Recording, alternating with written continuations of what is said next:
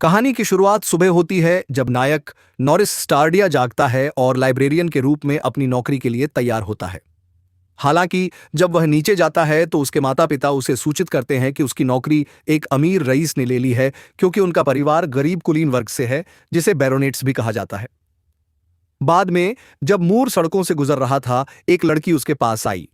वह उसकी दोस्त एम्मा का उपयोग करती है। वह पूछती है कि क्या वह नौकरी के लिए तैयार है, लेकिन वह उसे बताता है कि क्या हुआ, उसे नौकरी खोने का दुख है। एम्मा हीरो अकादमी के लिए आवेदन करने के लिए महान ऋषि के कौशल का उपयोग करने का सुझाव देती है। लेकिन जब वह इस कौशल का उपयोग करता है तो इससे उसे गंभीर सिरदर्द होता है। हालांकि एम्मा ने उसे बताया कि उसने पढ़ा है कि सिरदर्द दूर करने के लिए वे चुंबन कर सकते हैं। महान ऋषि को धन्यवाद, नॉरिस को पास में एक छिपी हुई कालकोठरी मिल जाती है। आपको एक गुप्त वाक्यांश कहना चाहिए जो दरवाजे खोलता है। एक बार अंदर जाने पर उसे एक आवाज सुनाई देने लगती है, इसलिए नॉर उसका अनुसरण करने का निर्णय लेता है। वहां उसकी मुलाकात एक महान साहसी ओलिविया सर्वेंट से होती है, जो 200 वर्षों से फंसा हुआ है। नॉर के शेर मजबूत बनना चाहते हैं, इसीलिए ओलिविया उसे अपना कौशल प्रदान करने की पेशकश करती है और वह स्वीकार कर लेता है। आमने सामने के संबंध के माध्यम से नॉर के पास अब उसकी महान क्षमताएं हैं और ओलिविया उसे उस बिंदु से अपने मालिक को बुलाने के लिए कहती है। इन क्षमताओं के साथ वह लागत एलपी का उपयोग करके ग्रैन और एडिट बना सकता है, जो जीवन बिंदु है। यदि उसका एलपी शून्य पर पहुंच जाए तो उसकी मृत्यु हो जाएगी। हालांकि ओलिविया ने उसे यह भी बताया कि वह उपकरण इच्छाओं, भोजन या लालच सहित इच्छाओं के माध्यम से एलपी को बहाल कर सकता है। मूर इनमें से किसी एक कौशल का उपयोग करके अभ्यास करता है, लेकिन कुछ एलपी खोने से थकावट हो जाती है, इसलिए वह फिलहाल आराम करने का फैसला करता है। बाद में वह अपनी बहन की बदौलत अपने जीवन अंक पुनः प्राप्त कर लेता है। अगले दिन नॉर एम्मा से मिलता है और वह उसे गले लगाने के लिए कहता है। ओलिविया के अनुसार वह अपनी परीक्षाओं में नकल करने के लिए विश्लेषणात्मक दृष्टि की क्षमता हासिल कर सकता है। एम्मा इस बात से असहमत है। इस कौशल की एलपी में बहुत लागत है। बात करते समय नॉर ने एम्मा को शिकायत करते हुए सुना कि उसके फिगर के कारण उसके कंधों में दर्द होता है। उसे धन्यवाद देने के लिए नॉर ने उसे छोटा कर दिया, लेकिन एम्मा ने मांग की कि वह इसे वापस सामान्य कर दे। हीरो अकादमी में नियमों की घोषणा की जाती है और सभी को आश्चर्यचकित करते हुए उन्हें टीमें बनानी होंगी और कुछ वस्तुओं को ढूंढना होगा। हालांकि कोई भी नॉर को अपनी टीम में नहीं चाहता। हालांकि एम्मा सामने आती है और उसने भी परीक्षा देने का फैसला किया है, यहां तक कि उसके साथ रहने के लिए उसने अपनी नौकरी भी छोड़ दी है। फिर काउंट की बेटी लेनोर ब्लूटेन भी टीम में शामिल हो जाती है। हालांकि वह नॉर को ज्यादा पसंद नहीं करती है। वस्तुओं में से एक को खोजने के लिए नॉर हिडन डंगोनन की तीसरी मंजिल पर जाता है, जहां उसका सामना एक रीपर से होता है। एक कठिन लड़ाई के बाद यह लगभग उसके सभी एलपी को खत्म कर देता है। नॉर राक्षस को हरा देता है। अगले दिन परिणाम घोषित किए जाते हैं। नॉर की टीम घबराई हुई है क्योंकि उन्हें अभी तक नहीं बुलाया गया है, लेकिन अंत में उनकी टीम का स्कोर सबसे अधिक है क्योंकि नॉर रीपर की खोपड़ी वापस ले आए। नॉर और उसका परिवार उसकी सफलता का जश्न मनाते हैं, जब तक कि उन्हें अकादमी की ट्यूशन फीस के साथ एक पत्र नहीं मिल जाता। उच्चतम अंक प्राप्त करने के बाद एलिस अपने भाई को प्रवेश परीक्षा उत्तीर्ण करने पर बधाई देती है। नॉर फिर अपने पिता को पंजीकरण शुल्क के बारे में बताता है, जो 3000 रील है और इसे 1 सप्ताह के भीतर भेजा जाना चाहिए। उसके पिता यह सोचकर कि उनकी बचत पर्याप्त होगी, रोने लगते हैं क्योंकि उनके पास पर्याप्त नहीं है। चूंकि उसका परिवार 1 सप्ताह में इतनी बड़ी रकम वहन नहीं कर सकता, नॉर ने सेलेविया से इसके बारे में पूछा और उसने सुझाव दिया कि वह एडवेंचरस गिल्ड में जाए और वहां अच्छा काम करे। अगले दिन नॉर की मुलाकात एक खूबसूरत रिसेप्शनिस्ट लोला मेट्रोजे से होती है, जो गिल्ड की प्रणाली के बारे में बताती है। अलग अलग साहसी लोग हैं जो प्राकृतिक अर्क इकट्ठा करना, राक्षसों का शिकार करना और काल कोठरियों की खोज जैसे विभिन्न मिशनों पर काम करते हैं। साहसी लोगों की रैंकिंग की जाती है, जो यह निर्धारित करती है कि वे कौन से मिशन ले सकते हैं और उन्हें क्या पुरस्कार मिलेंगे। यदि वे अच्छा प्रदर्शन करते हैं तो वे आगे बढ़ सकते हैं और रैंक हासिल कर सकते हैं।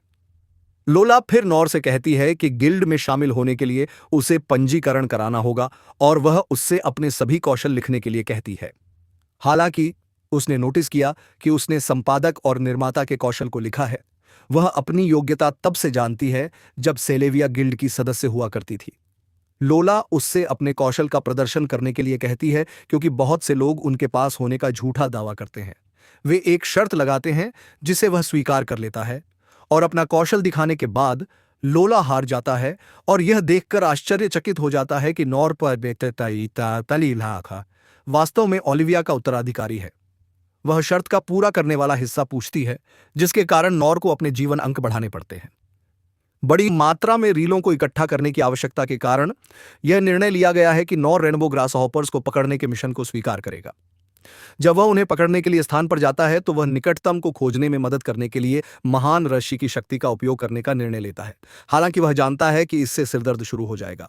चूंकि एम्मा उसके दर्द से उबरने में मदद करने के लिए आसपास नहीं थी, इसलिए उसने उन्हें शांत करने के लिए एलपी का उपयोग करने का फैसला किया, जिससे उसे 300 अंक का नुकसान हुआ। कीट को पकड़ने के दौरान एम्मा उसे इसके बारे में न बताने के लिए उससे नाराज दिखाई देती है क्योंकि वे हमेशा साथ रहने का वादा करते हैं। वह कहती है कि यह सुनने का एक बिंदु है कि अब इस सिरदर्द पर मुकदमा करने के लिए आप अपने चुंबन को कम करें, लेकिन नॉर फिर भी उसे चूमता है। गिल्ड में लोला नॉर को मिशन के लिए भुगतान करती है और उसे सूचित करती है कि वह रैंक में ऊपर उठ गया है।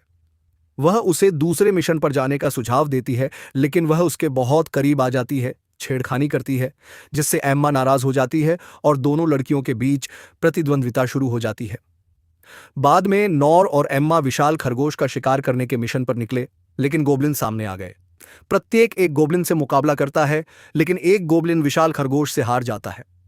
एम्मा खुद को मारने का फैसला करती है क्योंकि वह नहीं चाहती कि अगर नॉर ऐसा करता है तो लोला दोबारा उसके करीब आए।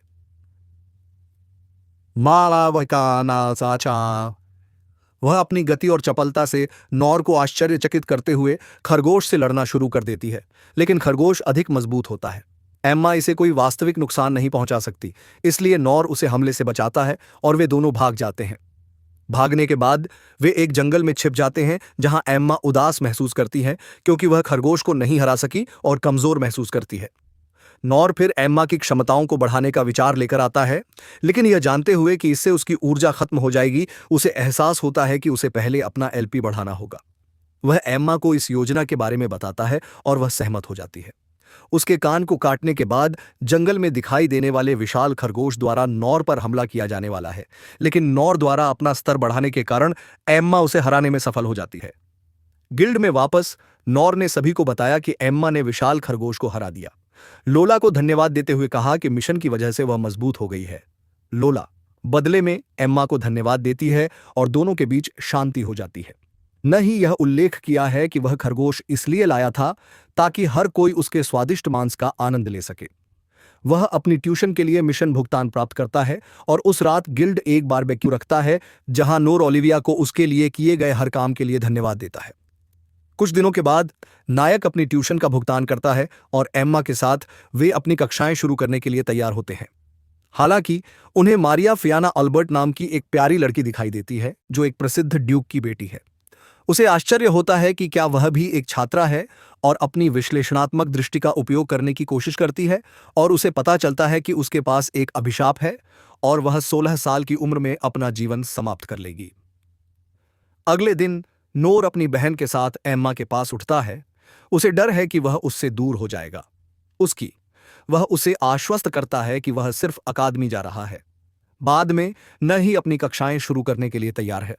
रास्ते में उसकी मुलाकात एम्मा से होती है जो बहुत उत्साहित है, लेकिन यह बहाना बनाकर सुबह की बधाई देने पर जोर देती है कि इससे नोर के जीवन अंक बढ़ जाते हैं।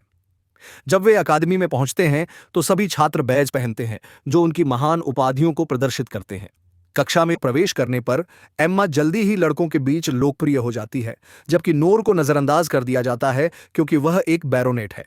हालांकि मारिया नोर के पास जाती है और उसका अभिवादन करती है, जिससे नोर और एम्मा दोनों आश्चर्यचकित हो जाते हैं। नहीं इस बात पर आश्चर्य होता है कि मारिया जैसी लड़की कैसे अपने जीवन में एक अभिशाप लेकर चलती है। कक्षा में छात्र अपनी शिक्षिका एल्मा स्टोन्स से मिलते हैं जो कहती हैं कि वह उन्हें आत्मरक्षा सिखाएंगी।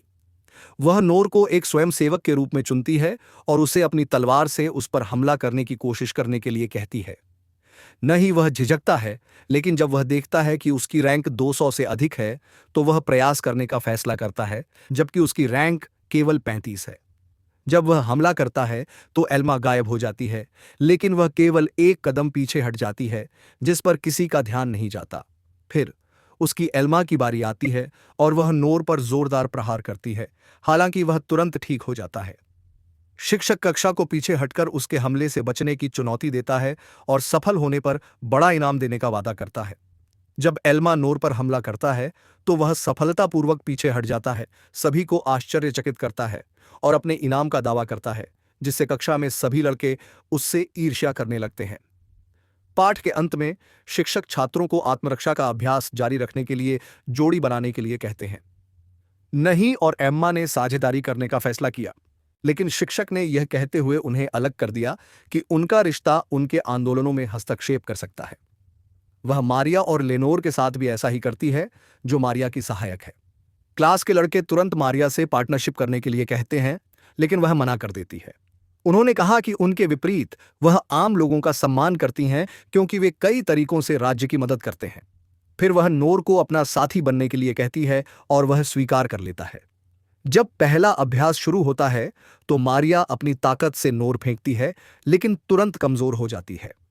वे उसे अस्पताल ले जाने का निर्णय लेते हैं और न ही उन्हें लगता है कि अभिशाप उसके जीवन को खत्म कर रहा है।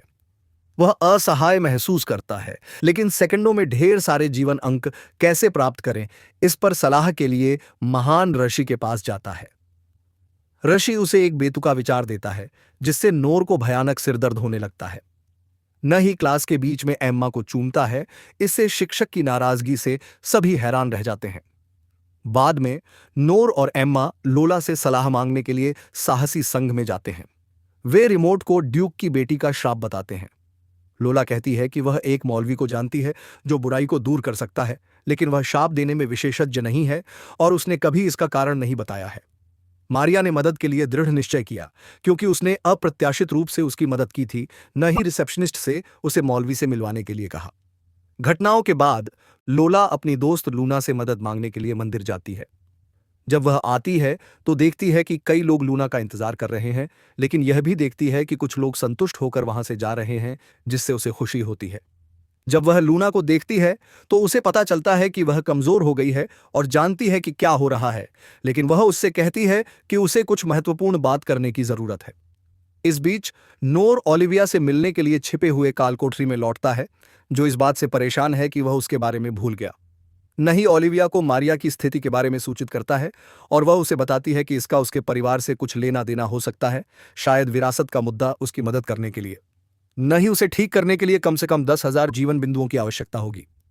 ओलिविया ने मामले को लोला के दोस्त के हाथों में छोड़ने का सुझाव दिया, जो संभवतः एक योगिनी है जो नोर की कल्पना को जगाती है। ओलिविया कहते हैं कि अन्य प्रजातियों के साथ प्रयोग करने से भी कई जीवन अंक अर्जित हो सकते हैं और वह उन्हें ऐसी सलाह देते हैं जो उन्हें शर्मिंदा करती है। वह भाग्य आकर्षण क्षमता का भी उल्लेख करती है, जो उसे अंक हासिल करने में मदद कर सकती है। बाद में एम्मा शहर में नोर का इंतजार कर रही है क्योंकि लड़कियां आने वाली हैं। नहीं उसे पता चलता है कि उसे देर हो गई है और वह भाग जाता है, लेकिन वह यात्रा करता है, जिससे घटनाओं की एक श्रृंखला शुरू हो जाती है, जिससे क्षेत्र की लड़कियों की बदौलत उसे कई जीवन अंक मिलते हैं। यह उसकी नई भाग्य क्षमता के कारण है, हालांकि नई प्रभावों को कम स्पष्ट करने और केवल निश्चित समय पर होने के लिए इसे संपादित करने का निर्णय लेता है। फिर इस जोड़े ने लोला और लूना के साथ मारपीट की और एक रेस्तरां में चले गए। एक बार अकेले और बसने के बाद लूना ने खुलासा किया कि मारिया के परिवार ने पहले ही उससे मदद मांगी है, लेकिन वह कुछ नहीं कर सकती और मदद न कर पाने के लिए दोषी महसूस करती है। न ही अपनी विश्लेषणात्मक दृष्टि का उपयोग करता है और पता लगाता है कि मारिया के अभिशाप का इलाज करने से लूना की जान चली जाएगी। लूना ने अभिशाप को हटाने के लिए मारिया के परिवार से मिलने की इच्छा व्यक्त की। लड़कियां भ्रमित हैं क्योंकि लूना ने पहले कहा था कि वह मदद नहीं कर सकती, इसलिए न ही उसने उससे अकेले में बात करने को कहा, न ही कबूल करता है कि उसने अपनी विश्लेषणात्मक नज़र से उसकी क्षमताओं को देखा था और जानता है कि मारिया की मदद करने से लूना की जान चली जाएगी। लूना स्वीकार करती है कि वह मारिया को पीड़ित नहीं होने दे सकती, खासकर यह जानते हुए कि उसके पास केवल कुछ ही दिन बचे हैं। अपने डर के बावजूद उसे लगता है कि अब दूसरों की मदद करने का समय आ गया है, जैसा कि उसकी मां ने किया था, जिन्होंने तब तक जितने लोगों की मदद कर सकती थी तब तक मदद की, जब तक कि उसकी जान पर बन नहीं आई।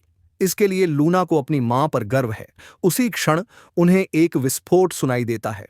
जब वे घटनास्थल पर पहुंचे तो लोग मदद के लिए पुकार रहे थे, क्योंकि एक दीवार गिर गई थी और एक बच्चा घायल हो गया था।